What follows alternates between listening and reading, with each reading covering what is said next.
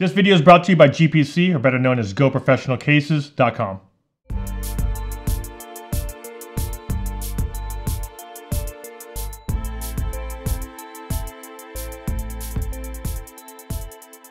What's going on, guys? Autel Evo here with FlytPath.com. Now in this video, it's one of the most requested ones because of the fact that I talked about it and actually put a poll up on my community tab on YouTube. A lot of people wanted to see the difference between the EVO 1 versus the EVO 2 footage. So in this video, I did a few flights and also tried a bunch of different settings on both cameras. We have the 4K version here on the EVO 1, and of course we have the 4K, 6K, and 8K version on the EVO 2. So what I did in this video is shot on a few different frame rates as well as a few different sizes, and also shot in normal and log mode on both of them, and also showed you exactly how I was able to color correct both. They definitely have some differences, so let's talk about that in this video. And if you guys are new here, my name is Autel. I do a lot of drone tech tips, tutorials, and product reviews right here on this channel. So if that's something that interests you, make sure you guys hit subscribe and also hit that bell to be notified when I post new videos. Now I've actually taken a bunch of the footage that I recently shot and did some side-by-side comparisons with them. What I'm going to do is really just play back that footage and talk over them, and that way you're able to see exactly what my thought process was, what my thoughts of the footage that came out of it was, and just kind of give you some background story of what I was doing when I was taking these videos. So let's just jump right into it. The very first one I did was the EVO 1 and the EVO 2, both shot at 4K on each platform at 60 frames a second. Also, all the footage here was straight out of camera. No post-processing was done on any of this footage. Now in this next clip, I was able to see how much of a difference the field of view is. There's definitely a wider field of view on the EVO 1. Same thing here, both of these were shot straight out of camera, but you can see the wide field of view on the EVO 1 versus the EVO 2. Also, this was slowed down to 40%. That way it's able to give us the 60 frames a second, but slow it down to 24 frames for this video. In these next clips, I shot both of these on 4K as well as on the EVO 2. I shot at 8K just to see how much of a difference there really was if I shot it in 8K and then downsize it to 4K. Ideally, if you need downsize, you still should be able to retain a lot of detail. But for some reason, the 8K just feels a little soft. Now, I'm not sure exactly what is happening and how we're able to achieve that 8K video. But as you can see here, the 4K on both platforms are really solid. The 8K does seem a little soft when I did these side-by-side comparisons.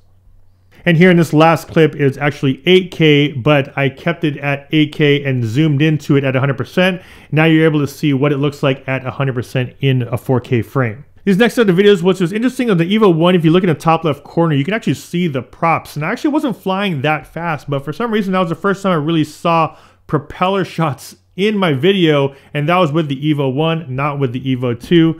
Both these were shot at 4K at 60 frames, but it was interesting to see that I was able to see propellers on the top left of that video. And before we get into some of the log footage I want to show you, I just want to give a shout out to our sponsor, GoProfessionalCases.com. Now, if you want the highest quality protection for your drones, GPC or Go Professional Cases is definitely the way to go. Now, if you've been following me for a while, I've definitely done a lot of reviews on the cases, and it's pretty much my go-to case whenever I want to pack a lot of gear in here, as well as have the most protection for my drones. They have everything from the Skydio, the Evo, as well as all of the DJI drones, and they also specialize in commercial and enterprise ones as well. All the cases are weatherproof and have multi-layer water jet foam to protect all of your gear while you're in the field. And Go Professional Cases was nice enough to give my audience a little discount, so if you type in FlightPath in the discount code at checkout, they'll give you a little percentage off your next purchase. So if you have a drone that you want to protect, make sure you guys check out GoProfessionalCases.com. Now, back to the video.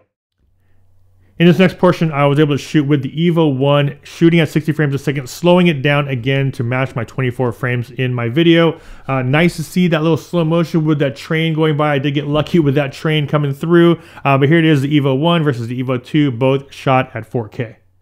And here it is side by side, the EVO 1 versus the EVO 2. Same thing, straight out of camera, no post-processing was done on any of the footage, but just was shot at 4K at 60 frames a second.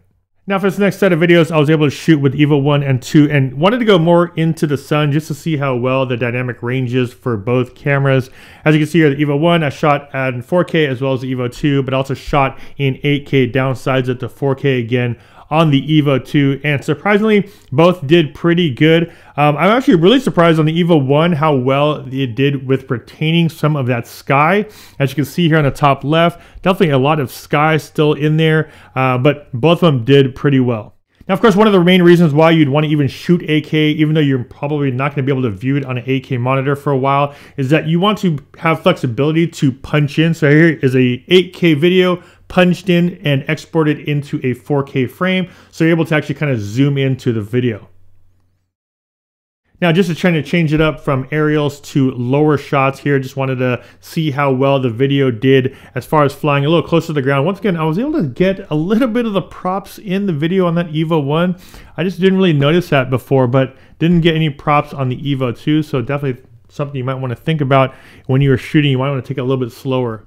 Now, if you don't want to shoot straight out of camera and do some minor adjustments here, you can actually shoot in log on both of them. And the one thing I did notice on the EVO 1, while it does shoot in a flat profile just like the EVO 2, it did retain a little bit more color than the EVO 2. The EVO 2 did shoot at a really flat profile, and color grading it, I wouldn't say it was harder. I had to bump up saturation a little bit more to bring out some of the colors versus the EVO 1. So it's really preference here. They both do a really good job if you're just able to do some basic post-processing on them. The EVO 2 does seem a little bit flatter versus the EVO 1, but at this point, I think it's more on preference on how you're gonna like to doing some of your processing. And there it is, guys, just some sample footage from the EVO 1 as well as the EVO 2. Wanted to try different, frame rates, different sizes, how it looks when you downsize it, how it looks when you're punched in 100%. Just wanted to try a little variation of all of it, normal versus flat or log profiles, how well I'm able to color correct those. So, a lot of these things I'm still experimenting with. The software on here still is going to be, continuously updated. The firmware will be updated. This is still one of the very first production units. So I would say take all this with a grain of salt, mainly because, as you guys heard, EVO kind of pushed back production on this thing till March. So I'm sure there's going to be a ton of stuff happening between now and then. As of right now, like I said, this is the footage I'm getting from the camera as far as the 8K, the 6K, and the 4K footage from this EVO 2. Still overall pretty impressed with how the platform in general is running. But once it comes out, there's definitely going to be a lot of stuff that's going to be happening, firmware updates. There might even be some hardware updates. I'm not sure just yet. I'm waiting for them to get some response back to see exactly what might be changing. But I'll definitely make another video that just talks about some of the pros and cons for both the EVO 1 and EVO 2. I really like how solid the EVO 2 feels, how well it's built compared to the EVO 1. And that's about it, guys. If you guys got some value from this video, a big like would be much appreciated. It would definitely help out the channel as well as the YouTube algorithm if you guys did smash that like button. And also, don't forget to subscribe and hit that bell to be notified when I post new videos. I have a lot of other EVO videos coming, as well as the ones if you want to see that I already did. Make sure you guys check out those links above as well as down below. I'll make sure those are all in there.